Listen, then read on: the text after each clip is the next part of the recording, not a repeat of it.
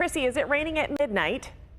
On New Year's Eve into New Year's? It looks like we might be dry just for okay, midnight. because I was going to say it might be chilly, it might be rainy, but we're going to cheers to anything, okay? 2023, we are done with you. We're ready for 2024. Well, the wine guy is here to help me out because we're talking about what we can cheers at midnight, and I see you brought some goodies, my friend. Yes, yes. Sparkling wine. I mean, that's the traditional one, right? Okay. So we're going to talk a little bit about that. I love it. Well, talk to me first because I see you got the Veuve, so you've got the champs here. And so the difference between champagne and Prosecco. Yeah. What is it? Well, the method is a little bit different. So what they do with champagne is they actually do a second fermentation in the bottle. So they have a still wine up to a certain amount, and they add what's called liqueur de tirage, right, which is just yeast and basically grape juice. Okay. And they cover it up, and they do a second fermentation, which is what gives you the natural bubbles. That's why those bubbles are so fine. Those are natural bubbles. I see. Right? Okay. And then Prosecco, they do the same thing, but they do it in a large vat. Right, so in a big vat, they do the same sort of thing where they do the second fermentation, and then they just transfer it to the bottles from there. So this is done all inside the bottle. The Italian method, or Prosecco, is done in a vat and then transferred to the bottle. And I noticed some champagne bottles will have the year.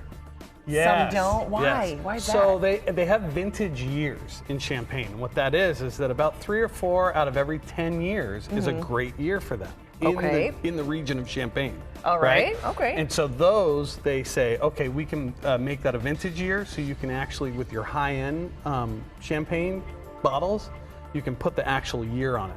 In the years that are not vintage years, those are the NV years, the non-vintage years. Got it. Right? Okay. And so like with Veuve Clicquot, this is an NV, a non-vintage. So it's the same grapes, just in a year that wasn't a spectacular year for them, and they take those and blend them all in. Okay. Yeah. So I mean, if you're wanting to pick, and maybe you're on a budget, can you talk to us a little about some affordable sparkling wine? Yes, yeah, because you're looking at $60 and up, right, for champagne. That's very expensive, right?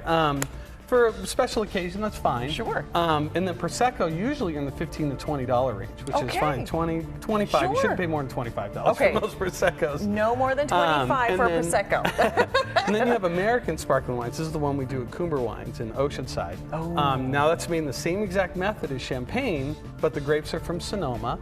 And so, generally speaking, you're going to get those a little bit less expensive than champagne. Sure. But the most affordable, and we've talked about it 10 or 15 times on this segment Sure, in the past, is Spanish Cava, right? And so it's made in the same way as champagne, but generally you're paying about $10 for a bottle of that.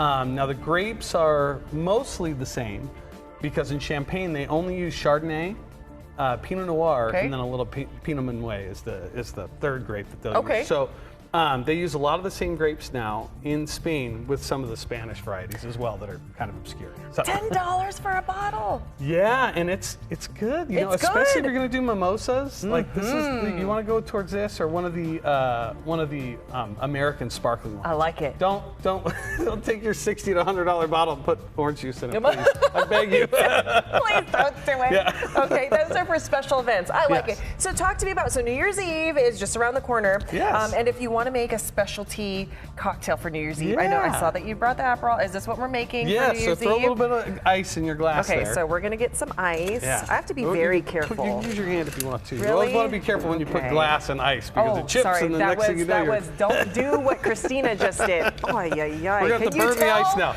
All bartenders in San Diego right now. Oh, you got to burn the ice. Right, that means you have to melt all the ice down. Sorry. No, okay, so what we're going to do is equal parts, so a little bit of Aperol, right? I'll get these You're ready. going to trust me to do this? Okay, listen. And then, so tell me when to stop. Okay. And that's good. Okay. Okay, and then the same amount of the ginger beer. Ooh. Okay. All right.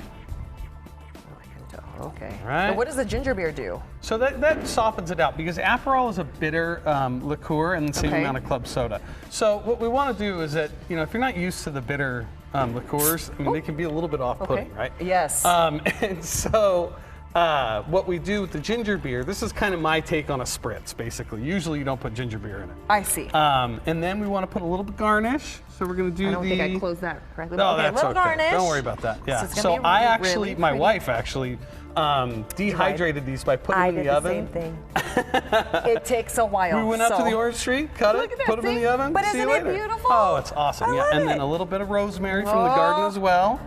And then here's the beauty to this. If you're doing a party at home, you can do all of this in a large container.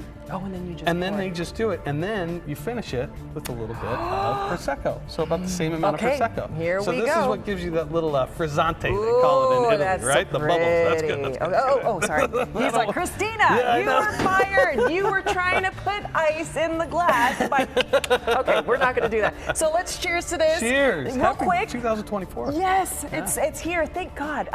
Can we get the information real quick up on the screen? I want to talk about the Coomber Craft Wines. This is in Oceanside, by the way, 6 to 9. It's dog friendly. Very dog I was about to say bring the family. Don't do that. It's 21 and up.